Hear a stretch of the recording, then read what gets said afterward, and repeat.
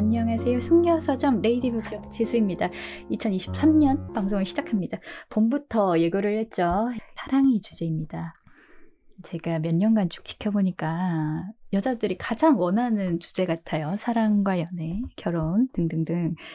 저는 사실은 그 대한제국 얘기가 제일 재밌거든요. 계속 하고 싶어요. 사실 그것만 할 수도 있는데 이제 우리 숙녀들의 니즈를 충족시키고자 사랑과 관계, 연애나 결혼 뭐 이런 얘기를 오늘 아주 날을 잡고 하루 종일 할 거고요.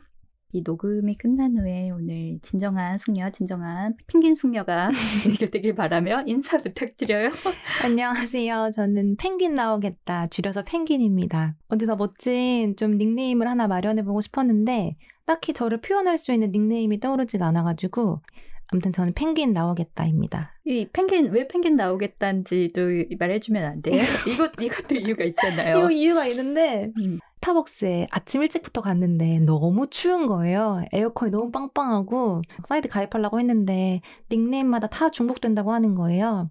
그래서 혼잣말로 왜 이렇게 추워 남극이야? 펭귄 나오겠다 했는데 펭귄 나오겠다 치니까 바로 닉네임 중복 안 돼가지고 그때부터 펭귄 나오겠다를 여기저기 쓰고 있어요. 항상 그렇죠. 항상 보면 그 새벽부터 카페 가 있죠. 지금도.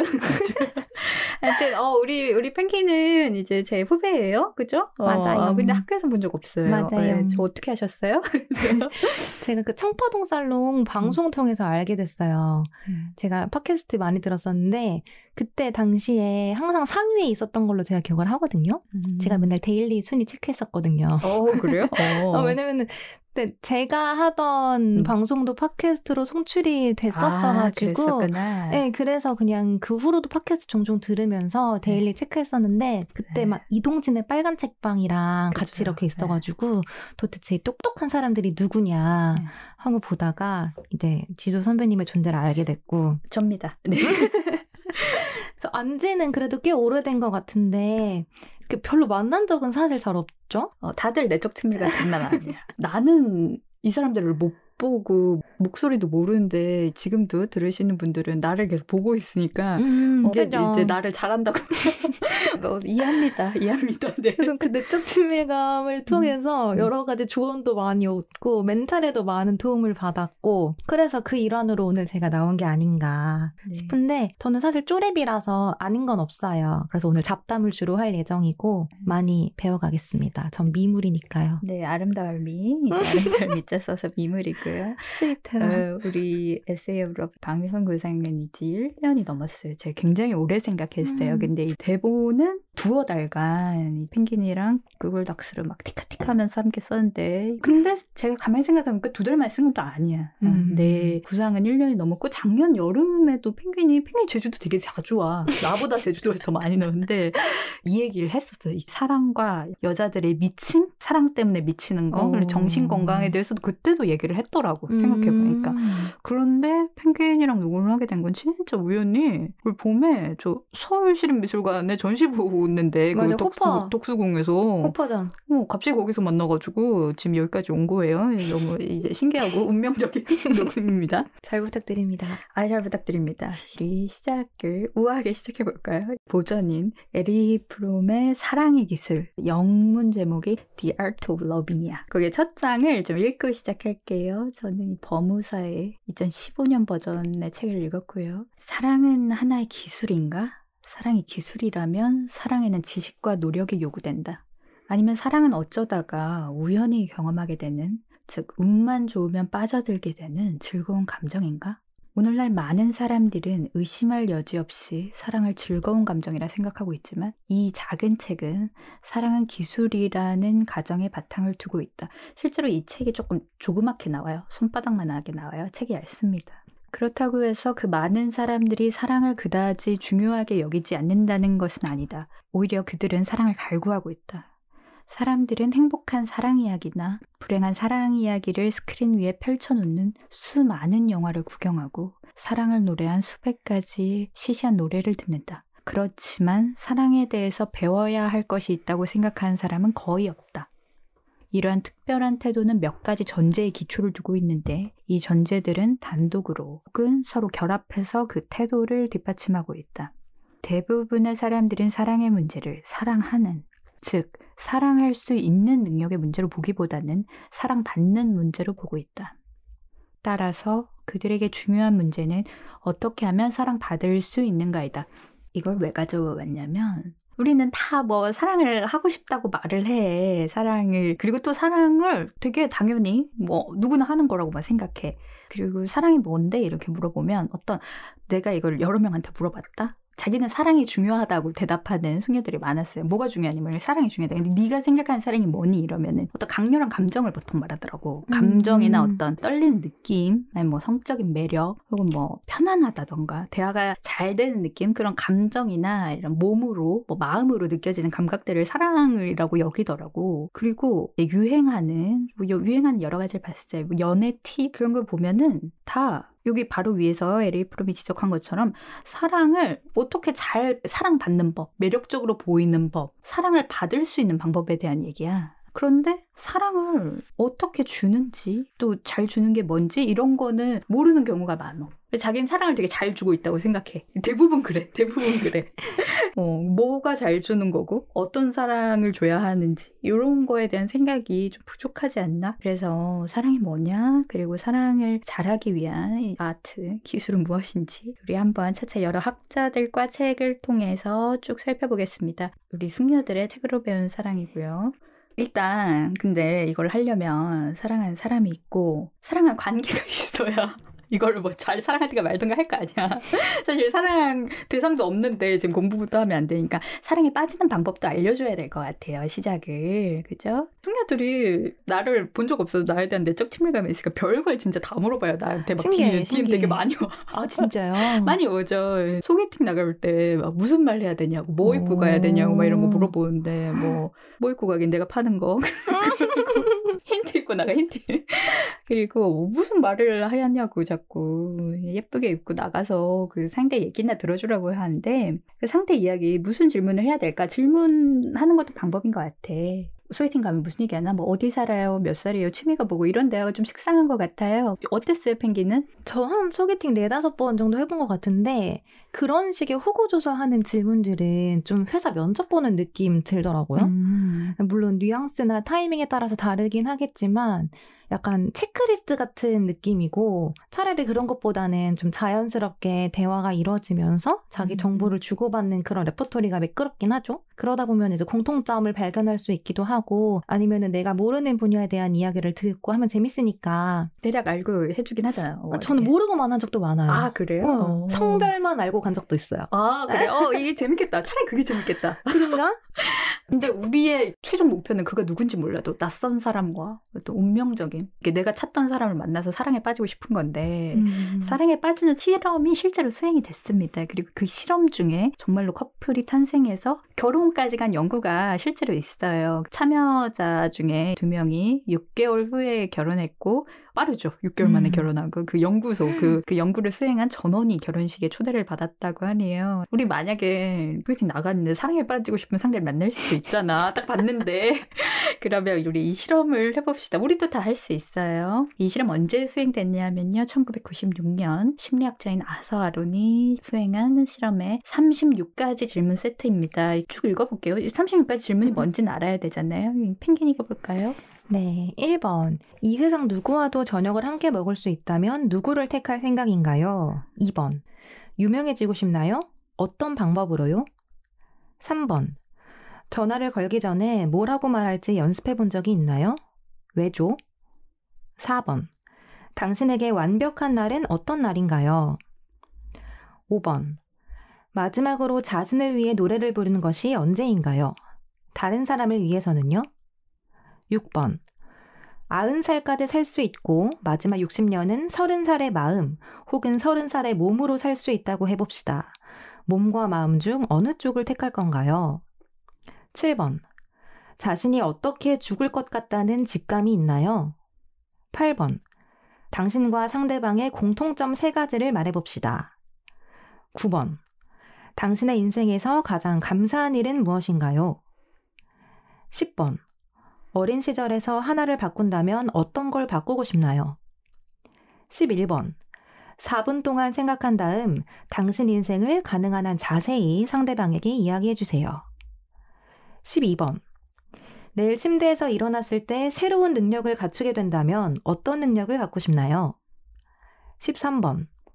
당신의 인생이나 미래에 대해 무엇이든 말해주는 수정구가 있다면 무엇을 묻고 싶을까요?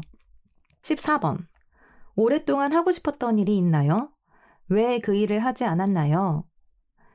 15번. 지금까지 당신 인생에서 가장 잘한 일이 어떤 건가요? 16번. 친구 사이에 가장 중요하게 생각하는 건 어떤 것이죠? 17번. 가장 소중한 기억이 뭔가요? 18번. 가장 끔찍한 기억은요? 19번. 1년 뒤 갑자기 죽을 것이라는 사실을 알게 된다면 지금 당신의 삶을 바꿀 건가요? 왜죠? 20번. 친구는 당신에게 어떤 의미인가요? 21번. 사랑과 애정은 당신의 삶에서 어떤 의미인가요? 펭귄이 사랑과 애정이 무슨 차이냐고 대본 쓰다가 질문을 했는데 여기 영어 원문을 보면 사랑은 러브고요. 여기 애정은 affection이라고 사랑이 보다 약간 강렬하고 깊은 감정이라는 의미에서 구분해서 이렇게 질문을 만든 것 같고요. 다음부터는 제가 나머지 읽어볼게요. 22번 상대방의 장점 5가지를 서로 말해보세요. 23번 당신의 가족은 얼마나 화기애애한가요? 당신은 어린 시절을 다른 이들보다 더 행복하게 보냈다고 생각하나요? 24번, 어머니와의 사이가 어떤가요? 25번, 우리로 시작하는 문장 3가지를 말해보세요. 예를 들어, 우리는 둘 다 어떠어떠한 느낌을 가지고 있습니다. 같은 문장 말이죠. 26번, 이 문장을 완성해보세요. 나는 뭐뭐를 함께 나눌 누군가가 있었으면 좋겠다. 27번, 상대방이 나와 가까운 친구가 되기 위해 나에 대해 알아야 하는 것을 말해보세요. 28번, 상대방에 대해 마음에 드는 점을 말해보세요. 아주 솔직해야 합니다. 처음 만난 사람에게는 하지 않을 이야기라도 말해야 한다는 뜻이죠. 뒤에 갈수록요, 앞에 있는 상대방에 대한 얘기를 하게 만들어요. 예를 들어서 지금 내가 펭귄에 대해서 설명하는 질문들인 거예요. 아, 그러네. 네, 펭귄이 읽었던 앞에 질문 셋에서는 내가 나를 설명한 질문이잖아요. 뒤로 오면은 앞에 앉은 상대방에 대한 거를 말하게 내가 만들죠. 상대를 어떻게 생각하는지. 그렇죠, 그렇죠. 그리고 29번, 당신의 삶에서 당황스러웠던 순간을 얘기해 봅시다. 30번, 가장 최근에 다른 사람 앞에서 울었던 것이 언제인가요? 혼자 운 적은요? 굉장히 내밀한 질문으로 가죠. 31번, 상대방에 대해 이미 좋아하게 된 것들을 말해보세요. 32번, 혹시 농담으로라도 말해서는 안 되는 것이 있다면 어떤 것들이 있을까요? 33번, 오늘 밤 누구와도 연락하지 못한 상태에서 죽게 된다면 어떤 특정한 말을 건네지 못한 것을 가장 후회할 누군가가 있나요? 왜 아직까지 그 말을 하지 못했나요? 34번, 당신의 모든 것이 있는 집이 불에 타고 있습니다. 가족들을 다 구한 후 마지막 한 가지를 가지고 올 수 있습니다. 어떤 것을 가지고 나올 건가요? 35번, 당신 가족 중에 누구의 죽음을 당신을 가장 슬퍼할 것 같나요? 그 이유는 뭔가요? 36번, 당신의 문제를 털어놓고 상대방에게 조언을 구해보세요. 그리고 상대방에게 내가 그 문제를 어떻게 느끼고 있을지를 생각해 보라고 말하세요. 그렇죠. 상대에 관한 얘기가 늘어나죠. 그리고 여기 37번이 나중에 추가됐어요. 우리 대본에는 안 넣었는데 37번 질문은 제 기억에 큰 결혼식이 좋나요? 작은 결혼식이 좋나요? 그 질문이었고요. 과정은 매우 간단해요. 이렇게 낯선 사람 2명이 서로에게 36가지의 개인적인 질문을 서로 하고요. 다 끝나면 서로 눈을 바라봐요. 4분 동안요. 아무 말도 하지 않고요. 나는 뭐 소개팅에서 해보기 적절하다고 생각했는데 펭귄은 부담스럽다고 여기 써놨네. 너무 부담스러울 것 같아요. 그래요? 호감이 있는 상대라면은 해보고 싶을 것 같기는 한데 소개팅에서는 좀 못할 것 같고 그래요? 전혀 그런 마음이 없다 하면은 너무 본격적으로 뭐 전혀 그런 마음 없으면 못하지. 호감을 전제로 하는 거지. 사실 난 많이 해봤지롱. 그래 나 이 방송을 준비하면서 좀 찔렸어. 왜냐면 부남친들이 지수야 어떻게 사냐면서 들어볼 수도 있잖아. 그쵸. 지수는 검색하면 잘 나오니까. 근데 나한테 이 질문을 들어본 애들이 한둘이 아니야. 진짜요? 여러 명. 네, 여러 명한테 해봤어. 그 펭귄 이렇게 써놨어. 찾으려면 찾아지는 사람들이 많은데 지수님은 잘 찾아진대. 그리고 이렇게 써놨네. 구남친이라면 이 방송 들으면 다시 만날 것 같고 싶다고. 왜냐면은 구남친이 된 이유는 뭔가 문제가 있었기에 지금 X가 된 거잖아요. 근데 이걸 듣고 나면은 더 잘 사랑할 수 있어서 다시 만나고 싶을 것 같아요, 지수님. 저는 제외 취미 없어서요. 안 만납니다. 만약 듣고 계시는 이제 구남친분들 참고하세요. 희망을 버려라. 그럴 일은 없습니다. 아니 뭐 우연히 뭐 어떻게 그럴 수도 있지만 막 굳이 뭐 노력해서 제외하고 그럴 필요 있냐? 제외 상담 이런 거 유행하더라고. 아 진짜. 뭐 그거 되게 비싸더라. 연애 상담인데 헤어진 뭐 구남친 구여친이랑 뭐 제외하고 이런데 막 돈 내고 그러던데 굳이 그럴 필요가 있나?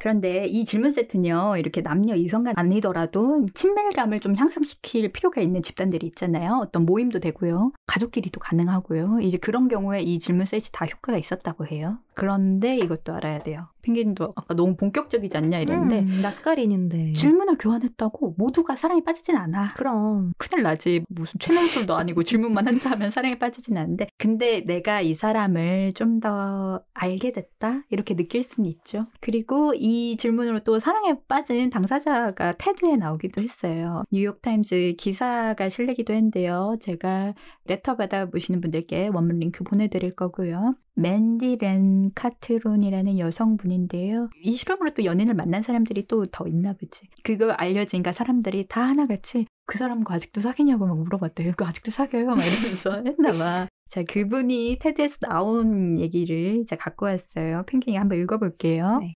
그래서 여러분이 원하던 제 연애의 결말을 알려드리겠습니다.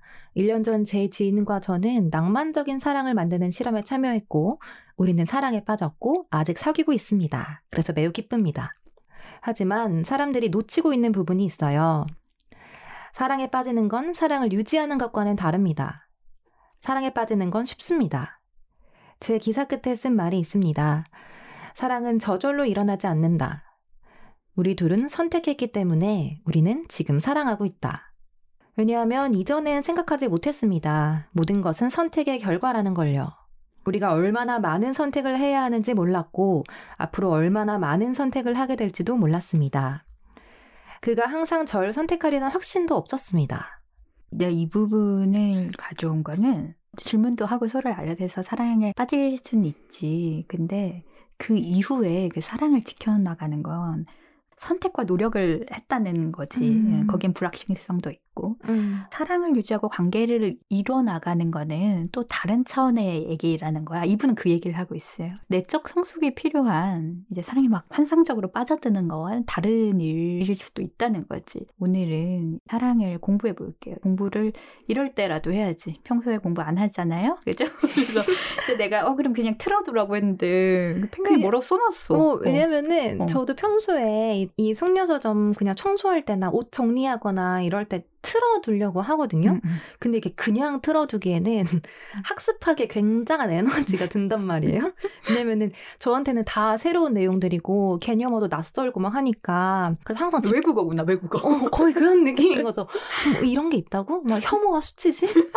막 써는 단어들. 그래서 항상 집중해야 되고 가끔은 노트랑 펜 잡고 구간 반복하면서 들어요. 그러니까 애들이 그 필기를 하면서 듣더라고. 맞아요. 그래서 내가 그거 내 잘못이야. 내가 더 쉽게 했어야 됐어. 그 나의 불찰이야. 그래서 제가 대본에도 써놨는데 이 맨디 렌 카트론 이분의 인터뷰를 보니까 제가 떠오른 게 있는데 작년에 제가 제주도에 갔잖아요. 북새하던 숙소 현관에 쓰여있는 책 글귀가 있었어요. 그게 정호승 시인의 문장인 것 같은데 그 글귀가 오늘의 주제를 좀 아우르는 것 같아서 지수님이 한번 읽어주세요. 좋은 문장을 소개시켜줘서 고마워요. 우리 부처와 대지 때도 정호성 시인으로 클로징을 했는데 이분이 우리 숙녀 감성인가 봐. 네, 읽어볼게요. 우리는 고요함을 통해 우리의 삶을 성숙시킬 수 있다. 사랑에 있어서도 격정 다음에는 고요함이 그 사랑을 성숙시키고 지속시켜준다. 인생의 진정성은 시끄러운 데 있는 것이 아니고 고요한 데 있다. 석가도 고요한 나무 아래서 인간의 삶을 생각했고 예수도 고요한 산상에서 인간의 사랑을 생각했다.